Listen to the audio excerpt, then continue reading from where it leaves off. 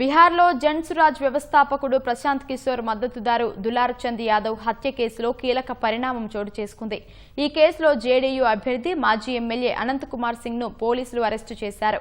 ఈ తెల్లవారుజామున మొకామాలోని ఆయన నివాసంలో అనంత్ ను అరెస్టు చేసినట్లు పోలీసులు వెల్లడించారు. అసెంబ్లీ ఎన్నికల్లో ఎన్డీఏ కూటమి అభ్యర్థిగా మొకామా స్థానం నుంచి అనంత్ బరిలో నిలిచారు. ఈ పరిణామం ఎన్డీఏ కూటమికి ప్రతికూలంగా మారనుంది. 3 రోజుల క్రితం మొకామాలో జన్సురాజ్ పార్టీ అభ్యర్థి పీయూష్ ప్రియదర్శి ప్రచారం చేస్తుండగా 2 వర్గాల మధ్య ఘర్షణ చోటు చేసుకుంది. అదే సమయంలో పీయూష్ మామ పార్టీ కార్యకర్త దులార్ చంద్ పై కొందరు దుండగులు కాల్పులు జరిపారు. దీంతో ఆయన అక్కడికక్కడే ప్రాణాలు కోల్పోయారు.